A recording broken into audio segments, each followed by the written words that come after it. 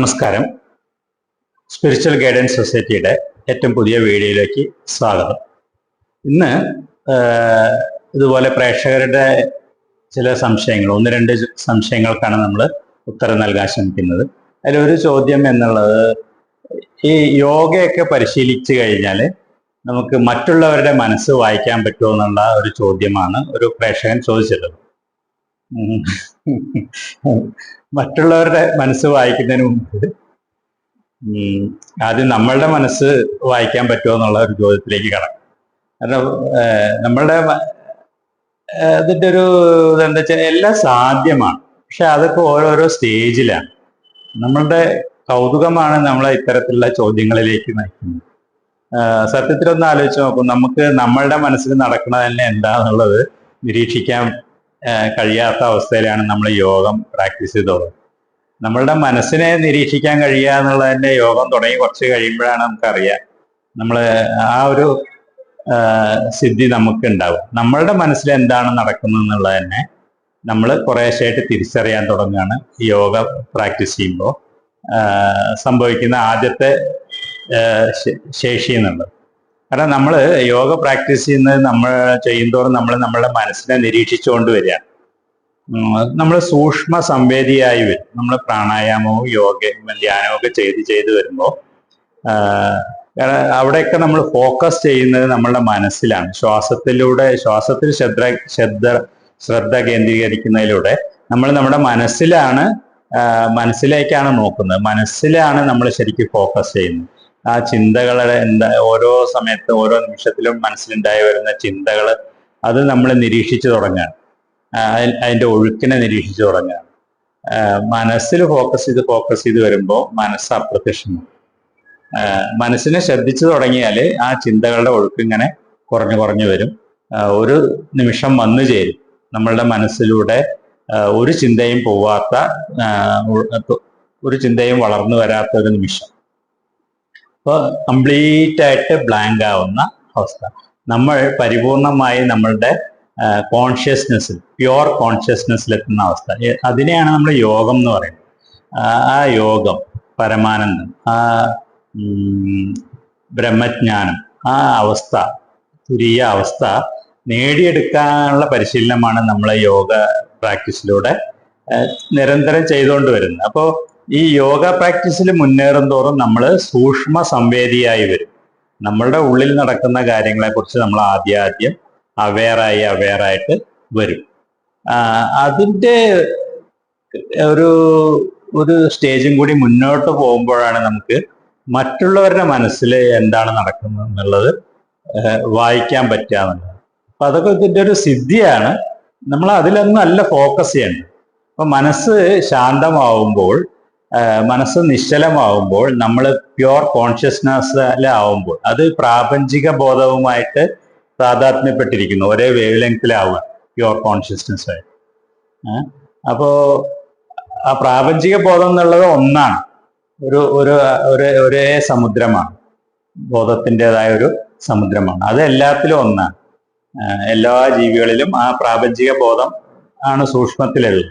നമ്മൾ ആ വേവ് ലെങ്തിലേക്ക് വരുമ്പോൾ മറ്റുള്ളവരുടെ മനസ്സിൽ കൂടെ ഉണ്ടാവുന്ന അലകൾ, ചിന്തകളൊക്കെ നമുക്ക് അറിയാൻ കഴിയും എന്നുള്ളതാണ്. അത് വായിക്കുക എന്നുള്ള ഒരു ശ്രമമല്ല ശരിക്കും.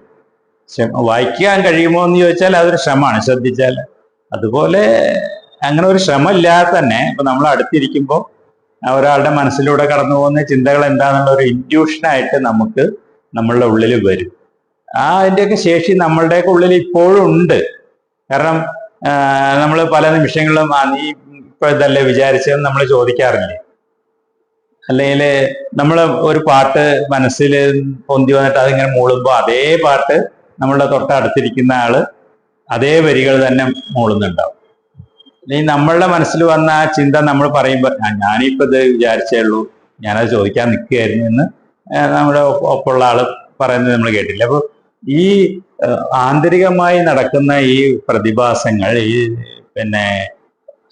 വേവ്സിന്റെ ആ ഒഴുക്ക് നമ്മൾ അതേ വേവ് ലെങ്തിലേക്ക് എത്തുന്ന സമയത്ത് പിന്നെ നമ്മളിലും അതിൽ നമ്മളിലൂടെയും ആ വേവ്സ് ഒക്കെ കടന്നു പോകും. അപ്പോൾ നമുക്ക് അതൊക്കെ അറിയാൻ കഴിയും. അത് സ്വാഭാവികമായിട്ട് ഉണ്ടാവുന്ന ശേഷിയാണ്. അപ്പൊ നമ്മളെ ഉള്ളിൽ ഈ കഴിവുകളൊക്കെ ഉണ്ട്. യോഗം ചെയ്യുമ്പോൾ അത് കുറച്ചുകൂടി സ്പഷ്ടമായിട്ട് വെളിവായി വരുന്നു എന്നുള്ളത്. അപ്പൊ അതെല്ലാം സാധ്യമാണ്. പക്ഷെ നമ്മൾ അതിലൊന്നല്ല ഫോക്കസ് ചെയ്യേണ്ടത്. അപ്പൊ അതൊക്കെ വഴിയിൽ കിട്ടുന്ന നമ്മൾ ആ വഴിയാത്രക്കിടയിൽ കിട്ടുന്ന ചില ആനുകൂല്യങ്ങളാണെന്ന് മനസ്സിലാക്കിയാൽ മതി. ഇതെല്ലാം സാധ്യമാണ്. പക്ഷെ അൾട്ടിമേറ്റ് ആയിട്ട് അതിലേക്കൊക്കെ എത്താൻ, ആ ഒരു കഴിവിലേക്കൊക്കെ എത്താനാണ് നമ്മൾ ശ്രമിക്കേണ്ടത്. അപ്പൊ നമ്മളിൽ തന്നെ ഫോക്കസ് ചെയ്യുക, നമ്മളുടെ മനസ്സിൽ തന്നെ ഫോക്കസ് ചെയ്യുക. നമ്മൾ പ്രാണായാമവും ധ്യാനവും ഒക്കെ കൃത്യമായിട്ട് സമർപ്പണത്തോടു കൂടിയിട്ട് ആ തീവ്രമായ ആഗ്രഹത്തോടു കൂടി തന്നെ ചെയ്യുക, പൂർണ്ണമായി ഇൻവോൾവ് ആയിട്ട് ചെയ്യുക. അപ്പോൾ ഈ സംഭവങ്ങളൊക്കെ നമ്മളിൽ തിളങ്ങി വരും. അപ്പോൾ ആ ഒരു അവസ്ഥയിൽ എത്തുമ്പോൾ നമുക്ക് ഇതിലൊന്നൊരു പ്രാധാന്യം ഇല്ല എന്ന് തോന്നും. കാരണം ഇതിന്റെ അപ്പുറത്തുള്ള സ്റ്റേജിലാണ് നമ്മൾ എന്ത് ചെയ്യുന്നു, നമ്മളുടെ മനസ്സിൽ മാത്രമല്ല, മറ്റുള്ളവരുടെ മനസ്സിൽ കയറുക മാത്രമല്ല, മറ്റുള്ളവരുടെ ഉള്ളിലേക്ക് തന്നെ പൂർണ്ണമായിട്ടും കയറാൻ കഴിയുമല്ലോ. അതാണല്ലോ നമ്മൾ ഈ പരകായ പ്രവേശം എന്നൊക്കെ പറയുന്നത്. അത് സംയമം എന്നുള്ള വിദ്യ, ആ ഒരു കഴിവ് നമ്മളുടെ ഉള്ളിൽ ഡെവലപ്പ് ചെയ്യുക, അല്ലെങ്കിൽ അത് പരിശീലിക്കുന്ന സമയത്ത് നമുക്ക് വേണമെങ്കിൽ വേറൊരാളുടെ മനസ്സിലേക്കും ശരീരത്തിലേക്കും തന്നെ ഉള്ളിലേക്ക് തന്നെ കയറാൻ പറ്റും. എന്നിട്ട് അതിനെ നിയന്ത്രിക്കാൻ പറ്റും. നിങ്ങൾ ആ ഒരു ഏഴാം ഇന്ദ്രിയമോ ഏഴാം അറിവോ എന്ന് പറഞ്ഞിട്ട് ഒരു തമിഴ് സിനിമയിൽ കണ്ടിട്ടില്ലേ? ആ വില്ലൻ ചുറ്റും നിൽക്കുന്ന ആളുകളുടെ മനസ്സിൽ ഇടപെട്ടിട്ട് അവരെ കൊണ്ട് ഓരോ കാര്യങ്ങൾ ചെയ്യിക്കുന്ന ഒരു സിനിമ ഉണ്ടായിരുന്നു. ബോധിസത്വന്റെ കഥയാണ്. സൂര്യമിട്ട നായകനായിട്ട് ഏഴാം അറിവ് എന്നാണ് എൻ്റെ ഓർമ്മ. അപ്പോൾ ഇതൊക്കെ ഒരു കാലത്ത് ഉണ്ടായിരുന്ന വിദ്യകളാണ്. അപ്പോൾ അത്രയും ലെവലില് എത്തിയവർ വളരെ കുറവായത് കൊണ്ടാണ് അതൊക്കെ അന്യം നിന്ന് പോയത്. പക്ഷെ ഇതെല്ലാം സാധ്യമാണ്. പക്ഷെ യോഗം പ്രാക്ടീസ് ചെയ്യുന്നവരുടെ ശ്രദ്ധ അതിലൊന്നും ആയിരിക്കരുത്. നമുക്ക് അതിനും അപ്പുറത്ത് കിടക്കുന്ന ഒരു ആനന്ദത്തിൻ്റെതായ ഒരു അവസ്ഥയുണ്ട്, പരമാനന്ദത്തിൻ്റെതായ അവസ്ഥ. ഈ ലോകത്തിലെ നമ്മുടെ മനസ്സിന്റെ എല്ലാ ദുരിതങ്ങളിൽ നിന്നും മോചിക്കപ്പെടുന്ന ഒരവസ്ഥയുണ്ട്. ഇത് മനസ്സ് എന്നത് ഇത്രയും വലിയ ദുരിതമാണ് എന്ന് ഞാൻ പറയുമ്പോൾ പലപ്പോഴും നമ്മൾ അത്ഭുതപ്പെട്ടു പോവും. അത് എത്രമാത്രം കനപ്പെട്ട ഒരു ഭാരമാണ്, നമ്മളുടെ നിലനിൽപ്പിലെ അസ്തിത്വത്തെ എത്രമാത്രം ദുസ്സഹമാക്കുന്ന ഒരു ഭാരമാണ് മനസ്സ് എന്ന് അറിയണമെങ്കിൽ മനസ്സ് ഒരിക്കൽ നിശ്ചലമാവും. മനസ്സ് നിശ്ചലമായി ശാന്തമായി നിശ്ചലമായിട്ട് നമ്മളുടേതായ സെൽഫിലേക്ക്, ആനന്ദത്തിന്റെ അവസ്ഥയിൽ എത്തി നിൽക്കുമ്പോഴാണ് നമുക്ക് അയ്യോ എത്രയും വലിയൊരു ഭാരമാണ് ഞാൻ ഉള്ളിൽ കൊണ്ട് നടന്നിരുന്നത് എന്ന് നമുക്ക് അപ്പോഴാണ് ബോധ്യം വരിക. കാരണം ഈ മനസ്സ് എന്നുള്ളത് നമ്മൾ ഒരു ഭാരവുമാണ്, അതേസമയം നമ്മുടെ അനുഗ്രഹമാണ്. കാരണം ഈ മനസ്സുകൊണ്ടാണ് നമ്മൾ ഇന്നത്തെ നമ്മളുടെ പല നേട്ടങ്ങളും നമ്മൾ നേടിയെടുത്തിട്ടുള്ളത്. അതേസമയം അതിൻ്റെ ഭാരം, അത് ഏൽപ്പിക്കുന്ന ദുരിതമാണ് ഇന്ന് മനുഷ്യനെ അവന്റെ ആനന്ദത്തെ മുഴുവൻ നഷ്ടപ്പെടുത്തിയത്. ഈ ലോകത്തുള്ള ജീവിതം എന്നത് പലപ്പോഴും ദുസ്സഹമായി നമുക്ക് ആളുകൾക്ക് തോന്നുന്നത്, ഈ അസ്വസ്ഥതയൊക്കെ കാരണം, അസംതൃപ്തിയുടെ എല്ലാം കാരണം മനസ്സ് മാത്രമാണ് എന്ന് നമ്മൾ തിരിച്ചറിയണമെങ്കിൽ ഈ മനസ്സ് നിശ്ചലമാവണം. അപ്പോൾ ഓരോ നിമിഷവും നമ്മൾ ആലോചിച്ചറിയാം, നമ്മൾ രാവിലെ ഇങ്ങോട്ട് ഉണർന്ന് എണീച്ച മുതൽക്ക് നമ്മളുടെ ശിരസിനകത്ത് നിന്ന് ഒരാള് മൈക്കും വെച്ച് സംസാരിച്ചുകൊണ്ടേയിരിക്കുകയാണ്, നിരന്തരം സംസാരിച്ചുകൊണ്ടിരിക്കുകയാണ്. ഒരു ആംപ്ലിഫയറിലൂടെ ഉള്ള ശബ്ദം നമ്മൾ എത്ര സമയം കേൾക്കും? അതേപോലെ ആംപ്ലിഫയർ വെച്ചിട്ട് നമ്മളുടെ ഉള്ളിൽ ഒരാൾ സംസാരിച്ചുകൊണ്ടേയിരിക്കുകയാണ്, നമ്മളുടെ മനസ്സ്, നമ്മൾ തന്നെ. ഈ ശബ്ദം നമ്മളിങ്ങനെ കേട്ടോണ്ടേയിരിക്കുകയാണ്. അത് ചെറുപ്പം മുതൽക്കേ നമ്മൾ ഈ ആന്തരികമായ ശബ്ദം കേട്ടോണ്ടിരിക്കുന്നതുകൊണ്ട്, ഈ ചിന്തകൾ നമ്മൾ അറിഞ്ഞുകൊണ്ടിരിക്കുന്നതുകൊണ്ട് ഇങ്ങനെ ഒരാളില്ല എന്ന് നമുക്ക് അതിന്റെ ഭാരം നമ്മൾ അറിയുന്നില്ല എന്നേ ഉള്ളൂ. പക്ഷെ ഒരിക്കൽ ഈ അസ്വസ്ഥത, ഈ ഉള്ളിൽ നടക്കുന്ന ഈ ഭ്രാന്ത്, നിരന്തരമായ ചിന്തകളുടെ ഈ ഒഴുക്ക് ഒരിക്കൽ നിന്ന് കഴിയുമ്പോൾ അപ്പോഴാണ് നമ്മൾ ആന്തരികമായി എത്രത്തോളം ആനന്ദവാനായിരുന്നു നമ്മൾ തിരിച്ചറിയാം. ആ ആനന്ദത്തെ ഒരിക്കൽ തിരിച്ചറിഞ്ഞ ആൾക്ക് ആണ് എത്രയും വലിയ ഭാരമാണ് നമ്മൾ കൊണ്ടു നടന്നിരുന്നത് ഇത്രയും കാലം എന്നുള്ള ഇതുണ്ടാവും. പിന്നീട് ഒരിക്കലും നമുക്ക് അതിനെ സഹിക്കാൻ കഴിയില്ല. ഈ മനസ്സ് എന്ന ഭാരത്തെ ഇത്രയും നാള് സഹിച്ചത് ഒരു ഭാരമായിരുന്നു എന്നത്, ആവശ്യമില്ലാതെ ഞാൻ കൊണ്ടു നടന്നൊരു ഭാരമായിരുന്നു എന്നുള്ളത്.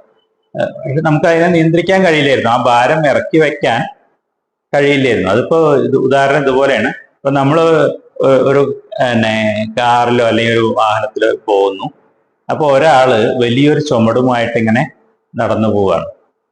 അപ്പോ അവരോട് നമ്മള് എന്നാ ഇതിൽ കയറിക്കോളൂ എന്ന് പറയുമ്പോൾ അവർ ഇതിൽ കയറുന്നു. നമ്മൾ കുറെ ദൂരം കഴിഞ്ഞ് നമ്മൾ തിരിഞ്ഞു നോക്കുമ്പോൾ ഇയാൾ ഈ വാഹനത്തിനകത്ത് ഈ ഭാരവും തലയിൽ വെച്ചിട്ട് ഇരിക്കുകയാണ്. ഇതുപോലെയാണ് സാധാരണ മനുഷ്യന്റെ ജീവിതം. നമ്മള് ഇറക്കി വെക്കേണ്ട ഭാരം സൈഡായിട്ട് വെക്കേണ്ടതാണ്. അതിൽ നമുക്ക് വിലപ്പെട്ട കുറെ സംഭവങ്ങൾ ഉണ്ട്, നമ്മൾ മൂല്യം കൽപ്പിക്കുന്ന സംഭവങ്ങളൊക്കെ ആ ഭാണ്ഡത്തിലുണ്ട്. പക്ഷെ അത് നമ്മൾ ഏത് സമയം തലയിൽ വെച്ച് കൊണ്ട് നടക്കേണ്ട കാര്യമില്ല. അത് ഇറക്കി വെച്ചിട്ട് നമുക്ക് വേണ്ടപ്പെടുത്ത് വെച്ചാൽ മതി.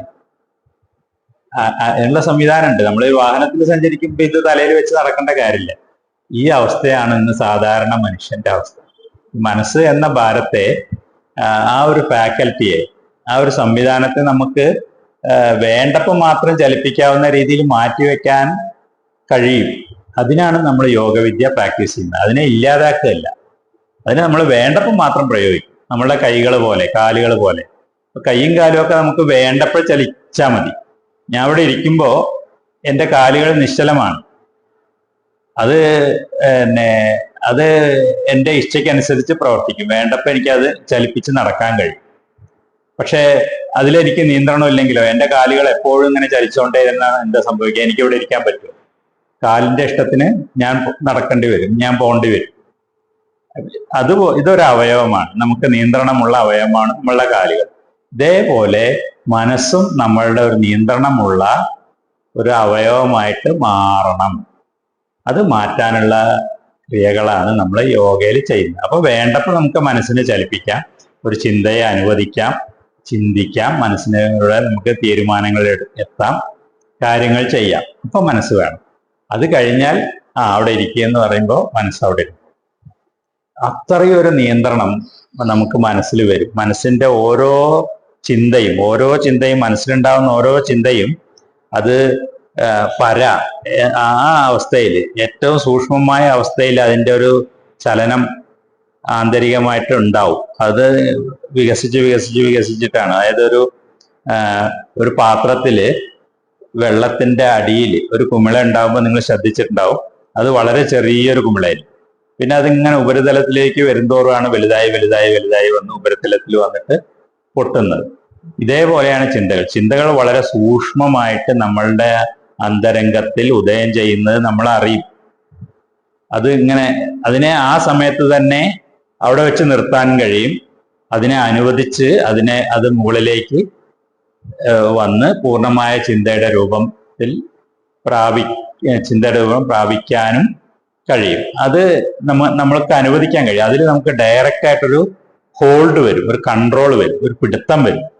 അപ്പോൾ ഓരോ തോട്ടും നമ്മളുടെ മനസ്സിൽ സൂക്ഷ്മമായിട്ട് രൂപം കൊള്ളുമ്പോൾ തന്നെ അതിനെ വേണോ വേണ്ടേ, അതിനെ അവിടെ വെച്ച് തന്നെ ഇല്ലാതാക്കാനും കഴിയും, അതിനെ അനുവദിച്ച് മുകളിലേക്ക് കൊണ്ടുവരാനും കഴിയും. ഇത് യോഗത്തിന്റെ നമ്മൾ ആ എൻലൈറ്റ്മെന്റ് എന്നുള്ള അവസ്ഥ, നിർവാണം എന്ന അവസ്ഥ, മോക്ഷം എന്ന അവസ്ഥ, അതൊക്കെ ലഭിച്ചു കഴിയുമ്പോൾ അത്രയും നമ്മൾ ഈ ചിന്തകളിൽ മനസ്സിൽ കൺട്രോളുള്ള ആളായിട്ട് മാറും. ആ അവസ്ഥ എത്താനാണ് നമ്മൾ ശ്രമിക്കേണ്ടത്. ബാക്കിയൊക്കെ വഴിയിൽ നിന്ന് കിട്ടുന്ന സംഭാവനകളായിട്ട് കണക്കാക്കിയാൽ മതി. അതിലൊന്നും നമ്മൾ കുടുങ്ങിപ്പോകേണ്ടതില്ല. നമ്മൾ വളരെ നിഷ്കർഷയോട് കൂടിയിട്ട് നമ്മളുടെ പ്രാണായാമവും ധ്യാനവും പരിശീലിക്കുക. ഓരോ ദിവസവും പരിശീലിക്കുക. അപ്പോൾ ഒരാൾ ഇന്നലെ ചോദിച്ചിരുന്നു, 2 ദിവസം മുന്നേ ചോദിച്ചിരുന്നു. അപ്പോൾ ഒരു ദിവസം 1-2 ദിവസം നമ്മൾ യോഗം പ്രാക്ടീസ് ചെയ്തില്ലെങ്കിൽ അതുവരെ കിട്ടിയ അവസ്ഥ, അതിന്റെ ഗുണം നഷ്ടപ്പെടുമോ എന്ന്? തീർച്ചയായിട്ടും ഗുണം ഒരു ശകലം കുറയും. എല്ലാ ദിവസവും നിരന്തരം പ്രാക്ടീസ് ചെയ്തിട്ടാണ് നമ്മൾ ഓരോ പടിയായിട്ട് സൂക്ഷ്മമായിട്ട് മുന്നേറിക്കൊണ്ടിരിക്കുന്നത്. അപ്പോൾ 1-2 ദിവസം പ്രാക്ടീസ് ചെയ്തില്ലെങ്കിൽ അത് ഒരു ശകലം താഴേക്ക് വരും. അത് നിങ്ങൾക്കറിയും, അത് നമ്മൾ പറയേണ്ട കാര്യമില്ല. നിങ്ങൾ ഒരു ദിവസം പ്രാക്ടീസ് ചെയ്തില്ലെങ്കിൽ നിങ്ങൾ അറിയും. നിങ്ങൾ 2-3 ദിവസം പ്രാക്ടീസ് ചെയ്തില്ലെങ്കിൽ നിങ്ങളുടെ പങ്കാളി അറിയും. നിങ്ങളെ പെരുമാറ്റം. നിങ്ങൾ ഒരാഴ്ച ഒരു മാസം പ്രാക്ടീസ് ചെയ്തില്ലെങ്കിൽ നിങ്ങളുടെ ചുറ്റുമുള്ള ഈ ലോകം മുഴുവൻ അതറിയും. പക്ഷെ ഒരു ദിവസം പോലും പ്രാക്ടീസ് ചെയ്തില്ലെങ്കിൽ അത് അറിയുന്ന ആള് നിങ്ങൾ തന്നെ ഇന്ന് അത്ര സുഖം ഉണ്ടായില്ല. അപ്പോ തീർച്ചയായിട്ടും ദിവസവും പ്രാക്ടീസ് ചെയ്യുക. ഒരു ദിവസം പോലും വിട്ടുപോവാതെ യോഗം പ്രാക്ടീസ് ചെയ്യാൻ ശ്രമിക്കുക. ഇതുവരെ ആ യോഗ പദ്ധതിയിലേക്ക് വന്നിട്ടില്ലാത്ത ആളുകളുണ്ടെങ്കിൽ എത്രയും പെട്ടെന്ന് യോഗയിലേക്ക് വരിക, യോഗയിലേക്കും പ്രാണായാമത്തിലേക്കും വരിക. നമ്മളുടെ ജീവിതത്തെ അത് പടിപടിയായി ആനന്ദഭരിതമാക്കും എന്നുള്ളതിൽ യാതൊരു സംശയമില്ല. ഒരിക്കലും ഒരു നഷ്ടവും ഇല്ലാത്ത ഒരിക്കലും ഒരു തരത്തിലുള്ള നഷ്ടവും വരാത്ത ഒരു ഡെപ്പോസിറ്റാണ്, ഒരു ഷെയർ മാർക്കറ്റിലെ കളിയാണ് നമ്മൾ യോഗം എന്നുള്ളത്. അപ്പൊ അത് എത്രയും പെട്ടെന്ന് പ്രാക്ടീസ് ചെയ്ത് തുടങ്ങുക, ജീവിതത്തെ ആനന്ദകരമാക്കുക. എല്ലാ തരത്തിലുള്ള വിഷമതകളിൽ നിന്നും, അത് സാമ്പത്തികമായിട്ടുള്ള വിഷമതകൾ ഉണ്ടാവും, അല്ലെങ്കിൽ ബന്ധങ്ങളിലുള്ള വിഷമതകൾ ഉണ്ടാവും. നമുക്ക് ആ സ്വാസ്ഥ്യത്തിൽ എത്താത്തത് കൊണ്ടാണ് ഇതെല്ലാം ഉണ്ടാവുന്നത്. നമ്മളുടെ ഉള്ളിൽ എന്തെല്ലാം ബ്ലോക്കുകളുണ്ടോ അതൊക്കെ പുറത്തും ഉണ്ടാവും. നമ്മളുടെ നാഡീകോശങ്ങളിലും നമ്മളുടെ ആന്തരികമായിട്ട് നമുക്ക് പല ബ്ലോക്കുകളും ഉണ്ടെങ്കിൽ അതിനനുസരിച്ചായിരിക്കും നമ്മളുടെ ചിന്താഗതികളും ഇടപെടലുകളും ഒക്കെ. അപ്പൊ ഇതിന്റെ ഒരു പ്രതിഫലനം നമ്മളുടെ സാമൂഹിക ജീവിതത്തിൽ ഉണ്ടാവും. എന്തൊക്കെ ബ്ലോക്ക് ആന്തരികമായിട്ടുണ്ടോ ആ ബ്ലോക്കൊക്കെ നമ്മളുടെ ജീവിതത്തിലും തൊഴിലിലും ഇടപെടലിലും ഒക്കെ ഉണ്ടാവും. അപ്പൊ അതിനെയൊക്കെ നമുക്ക് യോഗത്തിലൂടെ പടിപടിയായിട്ട് മുന്നേറുമ്പോൾ എല്ലാ തരത്തിലുള്ള ബ്ലോക്കുകളും നമുക്ക് കുറേശ്ശായിട്ട് മാറ്റാൻ കഴിയും. അപ്പൊ എത്രയും പെട്ടെന്ന് യോഗം പ്രാക്ടീസ് ചെയ്യാത്തവരുണ്ടെങ്കിൽ അതിലേക്ക് വരിക. പ്രാക്ടീസ് ചെയ്യുന്നവർ അത്യധികമായ തീക്ഷ്ണതയോടെ പ്രണയത്തോടെ യോഗ പദ്ധതിയിൽ തുടരുക. നന്ദി, നമസ്കാരം. ഇനി ഇതുപോലെ എന്തെങ്കിലും സംശയങ്ങൾ നമ്മുടെ പ്രേക്ഷകർക്ക് ഉണ്ടെങ്കിൽ നിങ്ങൾക്ക് എൻ്റെ പേഴ്സണൽ വാട്സപ്പ് നമ്പറിലേക്ക് അയക്കാം. നമ്മൾ കഴിയുന്ന രീതിയിൽ അതിന് ഉത്തരം നൽകാൻ ശ്രമിക്കാം. ഒരിക്കൽ കൂടി നന്ദി പറഞ്ഞു. ഇത്തരത്തിൽ യോഗയുമായി ബന്ധപ്പെട്ട അനേക രഹസ്യങ്ങൾ അനുഭവത്തിന്റെ അടിസ്ഥാനത്തിൽ രേഖപ്പെടുത്തിയിട്ടുള്ള പുസ്തകമാണ് തുരീയം ബോധോദയത്തിന്റെ രാസവിദ്യ എന്നത്. ഇന്നേ വരെ മറ്റൊരു ഗ്രന്ഥത്തിലും പ്രതിപാദിച്ചിട്ടില്ലാത്ത അത്രയും രഹസ്യവിവരങ്ങൾ ഈ ഗ്രന്ഥത്തിൽ നിങ്ങൾക്ക് ലഭ്യമാവും. ഈ പുസ്തകം ആവശ്യമുള്ളവർ സ്ക്രീനിൽ കാണുന്ന ഈ നമ്പറിലേക്ക് നിങ്ങളുടെ അഡ്രസ്, പിൻ നമ്പർ സഹിതം വാട്സാപ്പ് ചെയ്യുക.